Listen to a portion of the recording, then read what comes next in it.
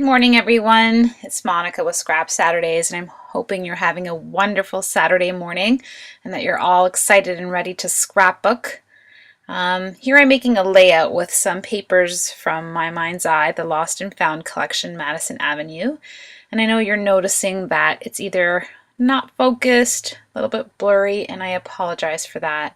Sometimes I just start crafting and I forget that I have to check the adjustments, but I think it gets clearer halfway through the video. I will keep an eye on that. I am really sorry for that. And also that you notice that I'm always using older paper collections.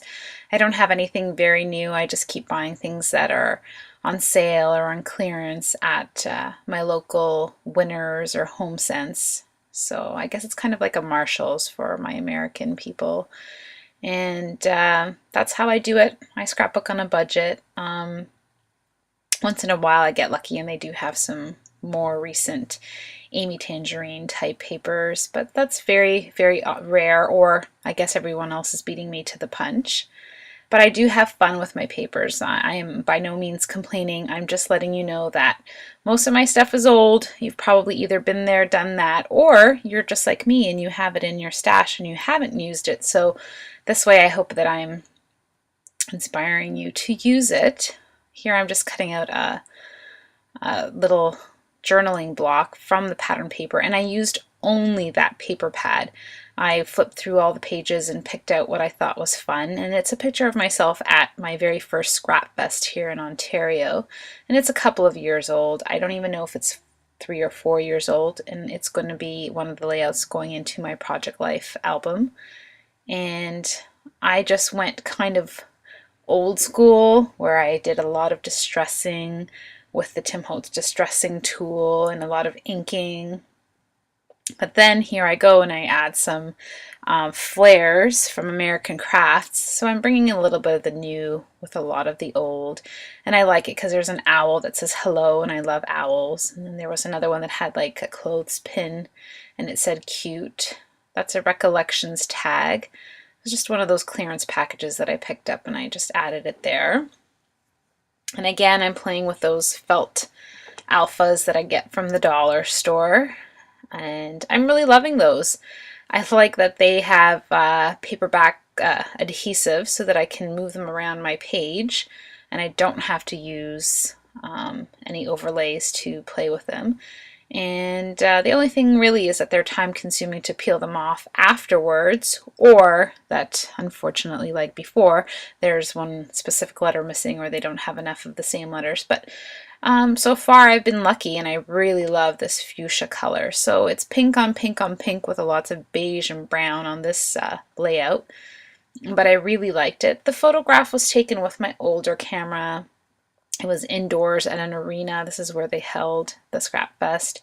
So the picture itself isn't in the greatest of focus, but I like it because it's when I got one of the t-shirts from Michael's a long time ago, and it says Scrap Queen. And on Scrap Saturdays, I generally wear this pink shirt. And it's just become a fun, regular occurrence with me. So I really like this page for myself. It's a bit messy. It's a bit kind of like the way that I scrapbook, just a lot of cutting out, a lot of go, go, go, don't think about it too much. Here I'm just using the packaging from the alphas. I store them in Ziploc bags afterwards and punch a hole through them and put them up on my pegboard. I've wrestled with the original packaging enough to know that it doesn't really stay in the packaging properly, even if I use my stapler for it.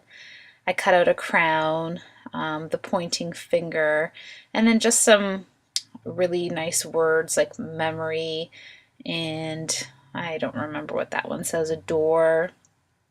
And now I'm just going to use my circle punch to punch out one of the circle die cuts on that sheet, and then I will just ink all the edges eventually to make them all cohesive and clear.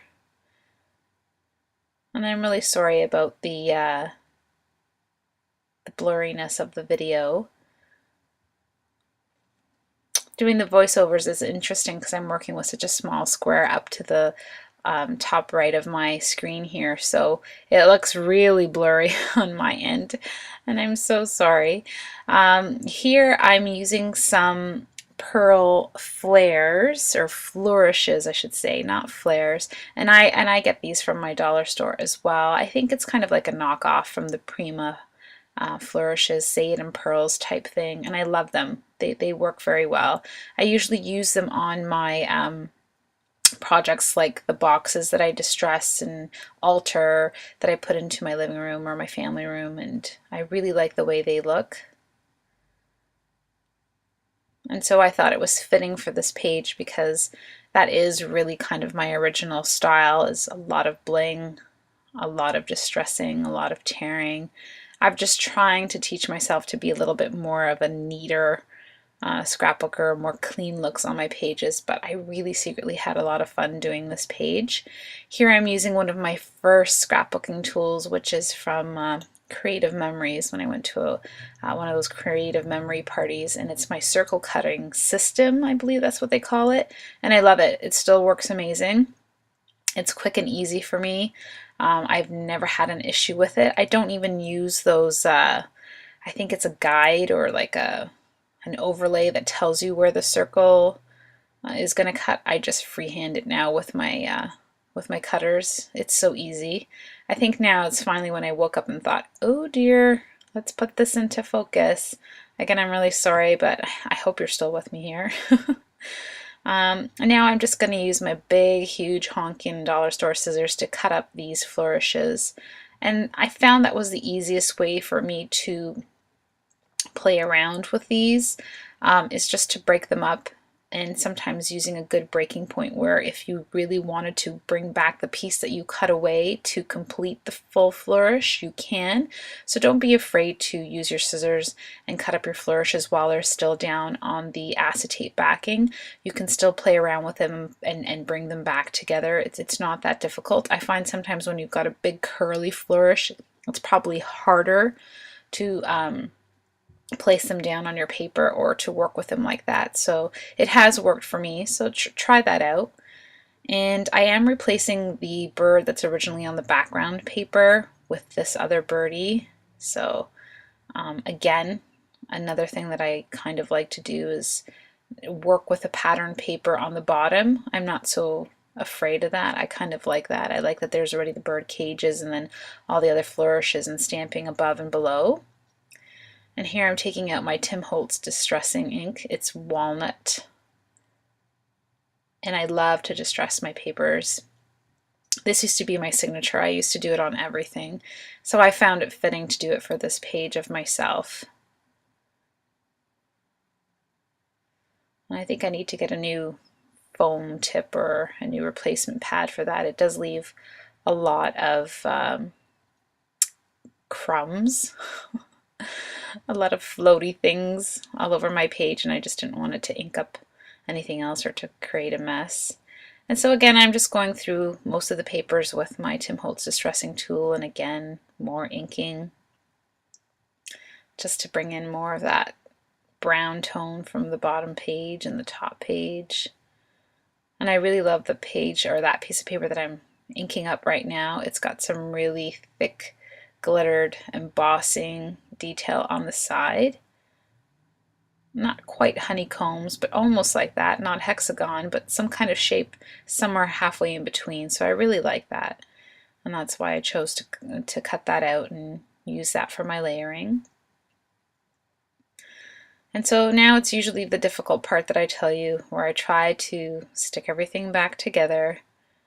Eventually I think I will just glue everything down the first time I put things down. It's almost like love at first sight.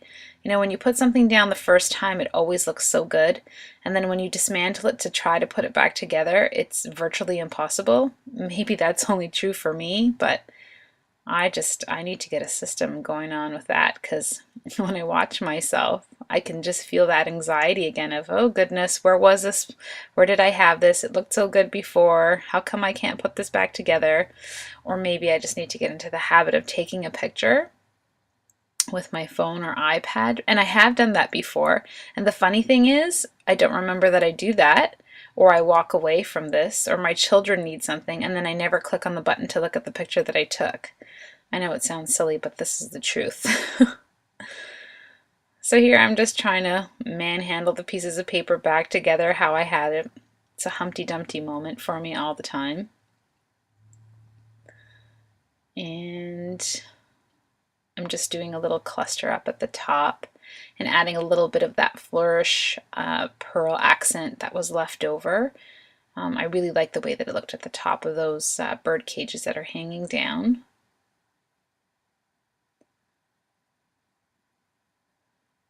And so the crown at the top, it matches the crown on my t-shirt that I'm wearing, but it's also the symbol that I use for Scrap Saturday, so it's got a dual meaning there too, so I really liked it. And yes, I'm kind of putting it at the top of my head, sort of saying, you know, like, I'm the queen of scrapbooking. I realize that the rest of you out there are also the queen of scrapbooking, but secretly I think I'm the only queen. You know how that works. So again, I'm fumbling with the letters, thinking, you know, where do I really want them? At the top, at the bottom, on the side. And I think for my mindset lately, I'm trying to put my titles close together. I think it looks neater. Maybe using some of my magazines as some inspiration, or even just watching what people do with marketing and advertisement. You can see that where they put the title, or how they use titles and letterings, it's something that I'm teaching myself to do, because sometimes I don't feel that I use the letters in the right place. So I think keeping my titles together, or my letters together, is really visually pleasing to me lately. So that's what I was trying to do. And here again, it's what I was telling you. I'm cutting up my flourishes so that I can see where the placement will be, and that it's also easier for me to work with. And I do eventually come back and add that center portion of the flourish back on it. It's just at the time I feel that it's too much to work with, so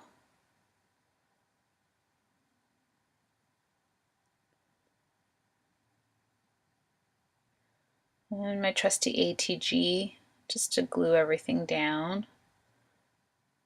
I like that it's quick and easy. I have the thicker version. I think it's the 1/2 inch. I don't have the 1/4 inch adhesive on there.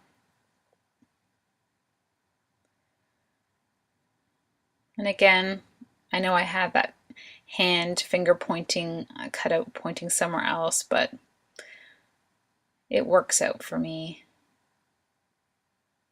And the word memory, I don't remember where I put it, but I play around with it and it just kind of lands there. And a little bit more of those flourish ends. I'm just trying to finish off any of the flow that I think that it needs. And this is just where I play. It's kind of what Steph Gal always says. You just want to play and have fun. I always love when she says that, because it's so true. There really isn't much explanation. It's just your mind being free to scrapbook and just do what it is that you want, even though you might want to use a template or a sketch to help you, to inspire you. But don't get too caught up in the perfection. Just have fun and make it your own. And so I'm just going back, and I think there was a torn part at the top of that page when I had pulled it off the paper pad. I'm not so gentle when I take the papers out. I don't know if that's purpose, because I kind of like, I enjoy that little distressed edge. So now I'm just making sure that all my layers are down, and of course there was one loose little guy. And then I'm just kind of flipping up the corners, making it look like it's been repositioned 100 times. And I'm just filling out my journaling, and I believe that I am done.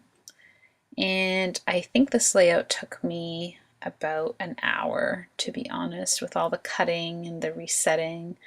And again, I'm really sorry about the being out of focus. I will double check on that.